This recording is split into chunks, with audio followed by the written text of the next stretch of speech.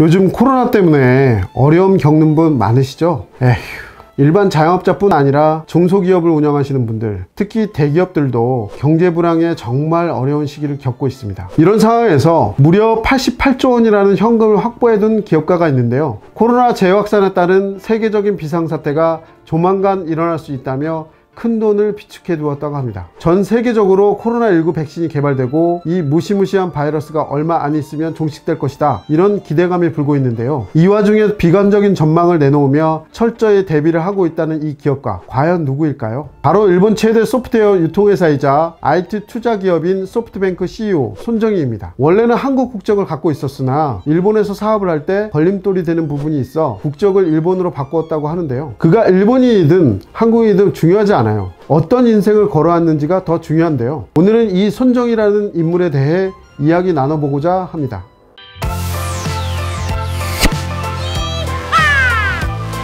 손정희는 1957년 일본 사가현 도스시에서 출생했는데요. 한국인 아버지와 어머니 밑에서 태어났고, 그가 자란 곳 역시 당시 조선인들이 모여 살던 판자촌이었습니다. 손정희가 일본에서 태어난 배경에는 그의 할아버지가 돈을 벌고자 1910년대 일본에 건너와 정착했기 때문인데요. 식민지 출신이라는 이유로 차별과 냉대를 받는 바람에 제대로 된 일을 하지 못했고요. 지독하게 가난한 삶을 살았다고 해요. 그나마 다행인 점은 그의 아버지가 광부, 생선 장사 등 어려운 일을 마다하지 않은 끝에 재산을 제법 모을 수 있었고, 가난에서 벗어날 수 있게 되었는데요. 아버지가 돈 좀 벌게 된 덕에 금전적인 지원도 받았겠지만 손정희는 아버지로부터 돈보다 더욱 값진 것을 받았습니다. 바로 자신감인데요. 손정희는 매사에 자신감 넘치고 못하는 게 없었어요. 특히 공부를 굉장히 잘했다고 하는데요. 그래서인지 나중에 교사나 정치인이 되고자 했습니다. 근데 당시에 그런 직업군은 제일 조선인에게 허락된 직업이 아니었습니다. 손정희는 꿈을 포기하는 대신 돈을 버는 사업가가 되기로 결심하죠. 고등학교 시절 미국 유학을 떠나게 된 그는 출국하기 전 자신에게 조언을 해줄 누군가를 찾아갑니다. 바로 일본 맥도날드 설립자이자 유명한 사업가 후지타 덴입니다. 당시에 고등학생 신분으로 일본 최고 경영인을 만나는 건 쉽지 않은 일이었는데요. 손정희는 일주일간 매일 후지타 덴을 만나기 위해 찾아갔고, 어린 학생의 정성에 감동한 후지타 덴은 짧은 만남을 허락합니다. 이때 손정희는 후지타 덴에게 한 가지 질문을 합니다. 후지타 선생님, 제가 미국으로 유학을 떠나는데 제 꿈은 세계적인 기업가가 되는 것입니다. 그렇다면 제가 무엇을 배우면 되겠습니까? 그는 손정희의 물음에 앞으로는 컴퓨터 비즈니스 시대가 올 거라며 이에 맞춰 준비하라는 조언을 해주는데요. 그 말을 들은 그는 1975년 미국 홀리네임즈 대학교에 입학, 정말 죽기 살기로 열심히 공부했습니다.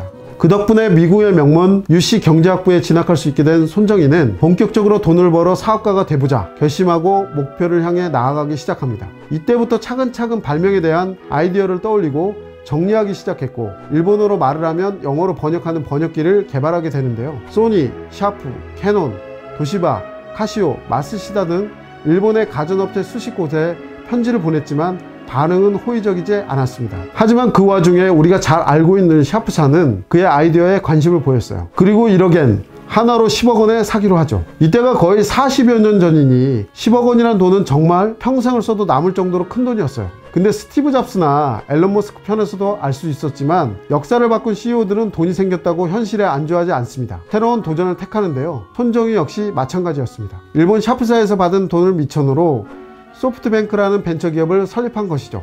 당시 소프트뱅크의 사무실은 매우 허름했고 직원 역시 아르바이트생 포함 3명뿐이었습니다. 하지만 손정희는 자신감이 넘치는 말투로 이렇게 말했어요. 우리 소프트뱅크는 5년 뒤 매출 100억엔, 10년 뒤 매출 500억엔을 달성할 것입니다.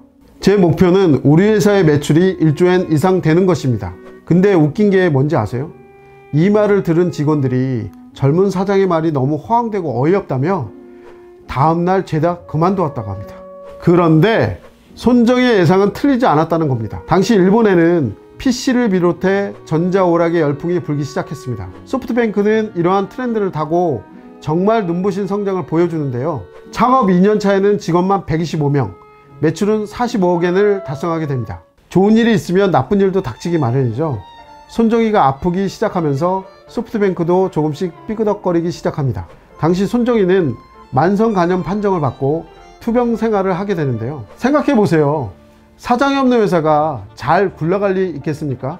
핵심 직원들은 퇴사한 후 소프트뱅크의 경쟁사를 차렸고 고객과 거래처는 다 끊기고 회사가 정말 망하기 일보 직전이었는데요. 다시 경영에 복귀한 손정희는 위기를 이겨낼 돌파구로 미국의 IT 업계 중 가장 발전 가능성이 있는 회사를 찾아가 파트너십을 맺기 시작합니다. 이때 손정희와의 거래를 튼 회사는 훗날 세계 최대의 IT 기업으로 성장한 마이크로소프트, 시스코 등이 있는데요. 특히 손정희는 1990년대 들어 인수합병, 지분투자, 합작회사 설립 등과 같은 신비즈니스 모델을 구축하고 적극적으로 사업을 추진해 나갔는데요. 1994년 상장을 통해 2천억 엔이라는 자금을 끌어모은 손정희. 그 다음에 세계 최대의 컴퓨터 전시회사인 컴덱스의 운영권을 인수하고 컴퓨터 관련 출판회사 집 데이비스도 인수합니다. 1996년에는 창업 6개월밖에 안 된 야후의 가능성을 알아보고 지분을 인수, 야후 재팬까지 설립하게 됩니다. 이때부터 손정희에겐 투자의 신, 미다스의 손이라는 별명이 따라붙게 됩니다. 2000년 지금의 중국 최대 기업이 된 알리바바의 설립자 마인이 찾아와 투자를 부탁할 때도 단 5분 만에 200억 원이라는 거금을 투자하기로 합니다. 정말 과감하다, 사람을 보는 안목이 있다, 이렇게 말할 수 있을 것 같아요. 손정희라는 인물이 일본 사회에서 더 크게 주목받게 되는 계기가 또 있습니다. 2005년 소프트뱅크가 휴대전화기 사업에 진출하고 난 후입니다. 저렴한 가격으로 시장을 공략한 소프트뱅크는 업계 1위 자리에 올라서게 되는데요. 특히 이 시기에 손정희는 애플의 스티브 잡스를 주목합니다. 아이팟을 보고 감동한 그는 스티브 잡스에게 한 가지 제안을 해요.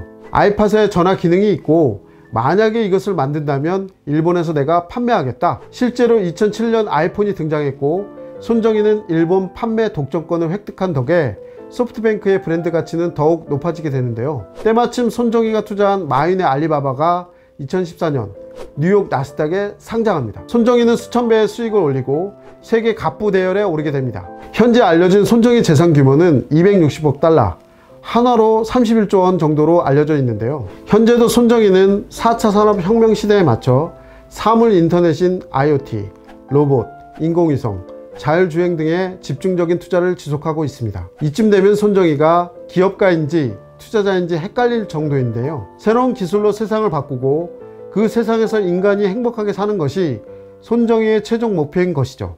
일본 땅에서 한국인으로 태어나 숱한 멸시와 차별 속에서 성공을 이룬 손정희. 하지만 그는 자신은 아무것도 성취하지 않았고 여전히 도전하고 있다고 말합니다. 이 영상을 보는 여러분들도 파이팅 하셔서 올해 목표한 모든 것을 이루길 바랄게요. 오늘 올맨이 들려주는 이야기는 여기까지입니다. 다음 시간에도 재밌고 흥미진진한 셀럽 이야기로 다시 찾아오겠습니다. 감사합니다.